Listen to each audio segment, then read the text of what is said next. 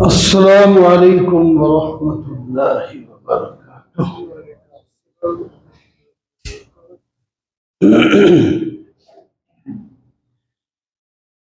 الحمد للہ وکفى والصلاة والسلام على سید الرسل وخاتم الانبیاء، اما بعد فأعوذ باللہ من الشیطان الرجیم، بسم اللہ الرحمن الرحیم۔ یا ایہا الذین آمنوا ارکعوا واسجدوا واعبدوا ربکم وافعلوا الخیر لعلکم تفلحون۔ وقال تعالى في مقام آخر: واعبد ربك حتى يأتيك اليقين۔ صدق الله مولانا العظيم۔ اللهم صل على سيدنا ومولانا محمد وعلى آل سيدنا ومولانا محمد وبارك وسلم۔ محترم و معزز سامعین، بزرگوں، دوستوں اور عزیزوں، اتفاق اور اتحاد پر 2-3 جمعہ سے بات ہو رہی ہے۔ آج بھی اسی سلسلے کی ایک کڑی، اتفاق اور اتحاد کیسے ممکن ہے۔ ایک تو بتایا تھا قرآن پاک کو مضبوطی سے پکڑ لو،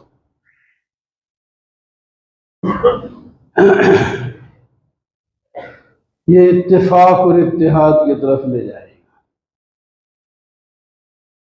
دوسری جو عبادات ہیں ان میں بھی اتفاق اور اتحاد ہے۔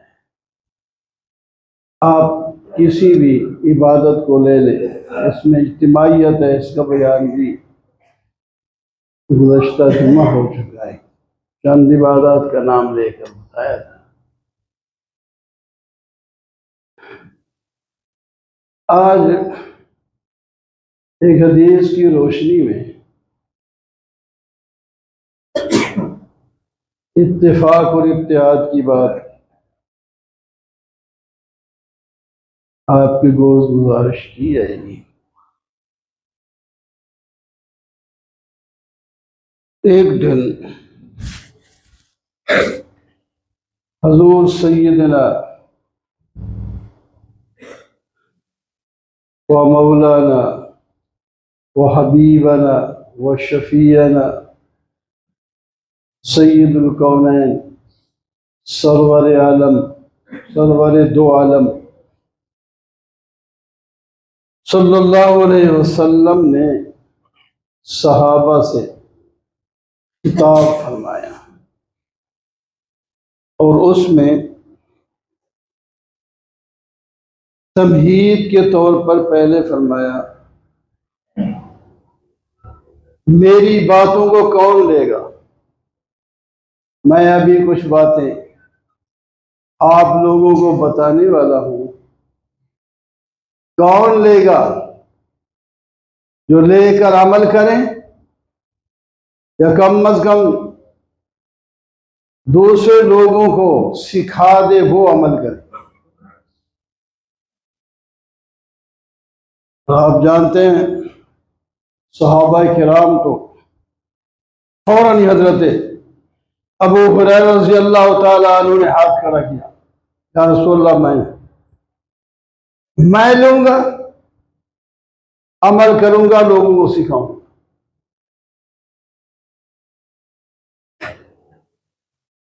آپ نے فرمایا گیا،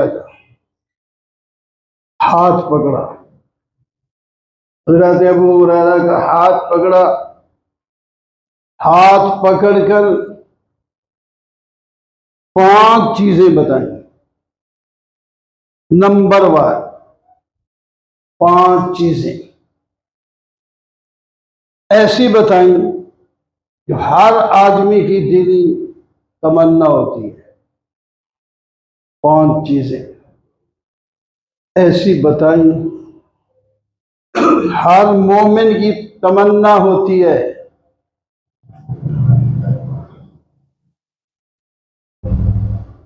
وہ 5 چیزوں کا پہلے میں نام لے لیتا ہوں۔ فرمایا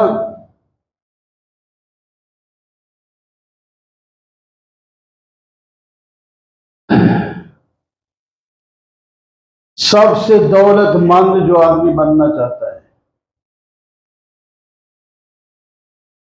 سب سے جو بڑا عابد بننا چاہتا ہے، اور جو مومن بننا چاہتا ہے، اور وہ جو مسلم بننا چاہتا ہے، اور وہ جو چاہتا ہے کہ میرا دل زندہ رہے مردہ نہ ہو، انہیں یہ چیزیں سب نہیں چاہتے۔ میں سب سے بڑا، ہمیشہ مومن جو ہوتا ہے وہ کہتا ہے میں سب سے زیادہ عبادت گزار ہوں، اور دوسری چیز تو مومن کے علاوہ دوسرے بھی چاہتے ہیں، سب سے بڑا غنی ہوں، دولت مند ہوں۔ تو آپ صلی اللہ علیہ وسلم نے پہلی بات کے بارے میں فرمائی اتق اللہ تکن اعبد الناس، اتق اللہ تکن اعبد الناس۔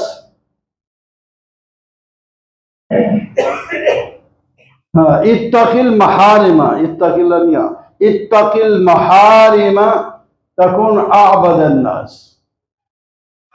حرام چیزوں سے بچو، سب سے بڑے عبادت گزار بن جاؤ۔ حرام چیزوں سے بچو، سب سے بڑے عابد بن جاؤ گے۔ عجیب ہے، وہ تو بچنے کا نام ہے، بڑا عابد کیسے بنے گا؟ اب بڑا عابد تو وہ ہوتا ہے جو زیادہ عبادت کرے، یہاں زیادہ عبادت کرنے کی تو بات ہی نہیں، یہاں تو فرمایا حرام چیزوں سے بچو، سب سے بڑے عابد بن جاؤ گے۔ کیا انداز ہے آپ صلی اللہ علیہ وسلم کا سمجھانے کا۔ جب آدمی حرام سے بچے گا تو اس کے مقابلے میں جو حلال ہے، فرض ہے، وہ تو وہ کرے گا بھی نا۔ انسان نکمہ تھوڑی ہے، کچھ نہ کچھ کرتا ہے۔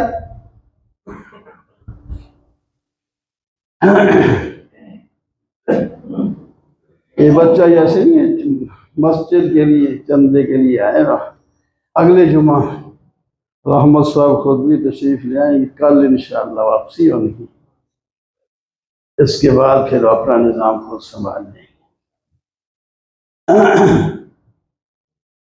تو پہلے ہی اپنے جیب میں ہاتھ ڈال کے ہاتھ میں پیسے پکڑ رہے، کیونکہ وہ رکے گا کسی کے پاس نہیں۔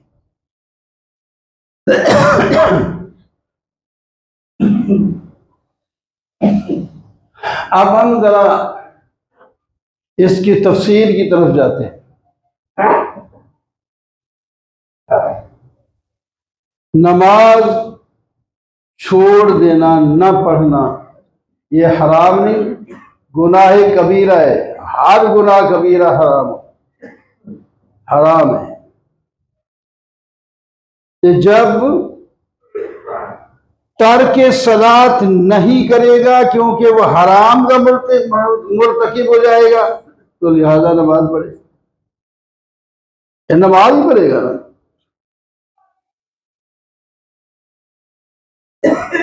روزہ رکھنا فرض ہے اور نہ رکھنا حرام ہے۔ جس پر فرض ہے اس کو روزہ رکھنا فرض ہے، وہ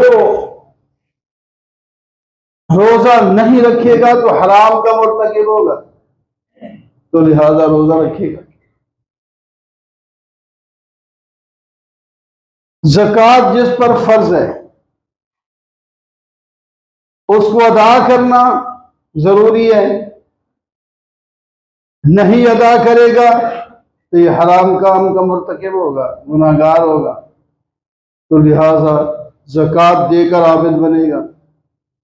حج جس پر فرض ہے، حج نہ کرنا اس کے لیے گناہ حرام ہے، تو اس حرام سے بچنے کے لیے حج کرے گا، تو یہ عبادت آ رہی ہے نا، اسی میں آ رہی ہے۔ والدین کی نافرمانی حرام ہے، اس سے بچو۔ والدین کی نافرمانی بڑی تاکیدی احکام دیے اللہ نے قرآن پاک میں والدین کی فرما برداری کے لیے۔ وَوَصَّيْنَا الْإِنسَانَ بِوَالِدَيْهِ إِحْسَانًا، ہم نے تاکیدی حکم دیا ہے کہ انسان اپنے والدین کے ساتھ احسان کرے، الا یہ کہ وہ شریعت کے خلاف کوئی حکم دے تو صرف وہ نہ کرے، باقی اگر اس کے والدین مسلمان بھی نہیں پھر بھی خدمت کرے، اس کی کافرانہ باتیں نہ مانے، حرام باتیں نہ مانے، باقی خدمت پھر بھی کرے، محبت اس کے ساتھ پھر بھی کرے، دعائیں اس کے لیے کرے، اللہ تعالیٰ اس کو ایمان کی توفیق دے اور اچھے کام کا حکم دینے کی بھی توفیق دے، اپنے بچوں کی صحیح تربیت کرنے کی توفیق دے۔ تو والدین کی نافرمانی حرام ہے تو پھر فرما برداری کرے گا۔ ہمسائے کو تکلیف دینا حرام ہے، تو پھر حرام سے بچنے کے لیے اپنے ہمسائے کو اچھے انداز میں رہ کر فائدہ پہنچائے گا، یہ عبادت ہے۔ آپ کسی عبادت کو لے لیں، ایک اس کا کرنا ہے، ایک اس کا چھوڑنا ہے۔ آپ نے چھوڑنے والی بات کو حرام قرار دی، اتق المحارم تکن اعبد الناس، جب حرام کام چھوڑ دو گے تو سب سے بڑے عبادت گزار بن جاؤ گے۔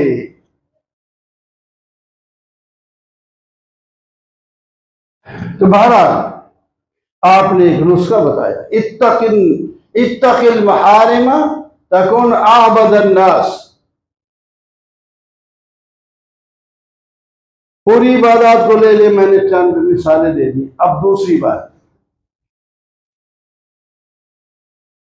فرمایا، وَارْضَ بِمَا قَسَمَ اللَّهُ لَكَ تَكُنْ أَغْنَى النَّاسِ،